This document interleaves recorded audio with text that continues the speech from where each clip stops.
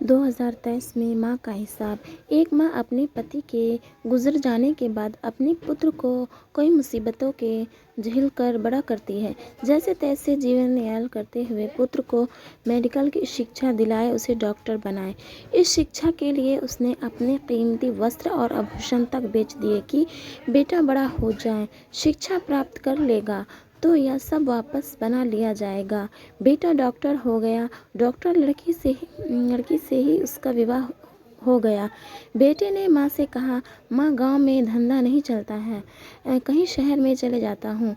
और बेटा बहू दोनों बड़े शहर में अपनी क्लिनिक खोलकर रहने लगे।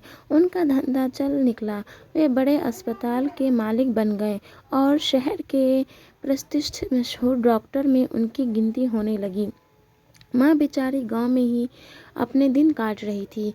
एक दिन बीमार हो गई। बीमारी इतनी बड़ी कि गांव में उपचार ठीक से ना हो पा रहा था। गांव वालों ने सलाह दी कि तुम्हारा बेटे बहुत शहर के नामी डॉक्टर हैं, वहीं जाकर अपना इलाज करवाओ। बड़ी माँ अपने बेटे के अस्पताल में शहर पहुंची। अस्पताल किसी 5 सितारे होटल से कम ना था। वो वहाँ भर्ती हो गई। उसका इलाज हुआ। बेटा सुबह शाम आता, बीमारी का चार्ट देखता, नर्स को हिदायत देता और चला जाता। दवाई आ जाती, भोजन आ जाता, उसका इलाज हुआ और 1 महीने में वो स्वस्थ होकर वापस अपने गांव लौट आ गई। बेटे बहू ने यह भी ना कहा कि माँ 2-4 दिन तो और रुक जाओ। उसके गांव पहुंचने के 15 दिन बाद बहू का पुत्र आया। उसमें लिखा था, माँ जी आप अस्पताल में 1 महीने रहीं, प्रतिदिन रूम का किराया 100 रुपये, 1 महीने का 3000 रुपये और तकरीबन 4000 की दवाई। इस तरह हुआ कुल 7000। भोजन की व्यवस्था तो हमारे ओर से थी, इसलिए आप कृपया 7000 रुपये का ट्रस्ट बनाकर भेज दें। पत्र पढ़कर माँ का खून खौल उठा। ओह, बहू ने मुझे यह चिट्ठी भेजा है, ठीक है। दूसरे दिन माँ ने कागज़ कलम उठाया और बहू की अकल ठिकाने करने के लिए वापस चिट्ठी लिखी। बहू, मैं तुम्हारी 7000 रुपये चुकाने को तैयार हूँ, लेकिन मेरा भी पुराना कुछ बकाया है। मैं हिसाब लिख रही हूँ।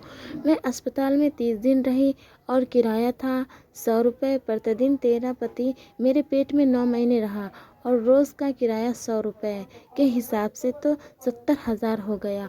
और तेरे पति की पढ़ाई लिखाई में अब तक लगभग 5 लाख रुपए खर्च हो चुके हैं। जब तू हिसाब कर ही रही है तो मैं भी अपनी बकाया राशि लेना चाहती हूँ। मुझे 5,70,000 रुपये लेना बाकी है। तू अपने 7,000 काट कर रख लेना और 5,20,000 रुपये का ट्रांसफ़र बनाकर मुझे भेज देना। जब यह खत बेटे के हाथ में पहुंचा तो उसकी आंख खुल गई।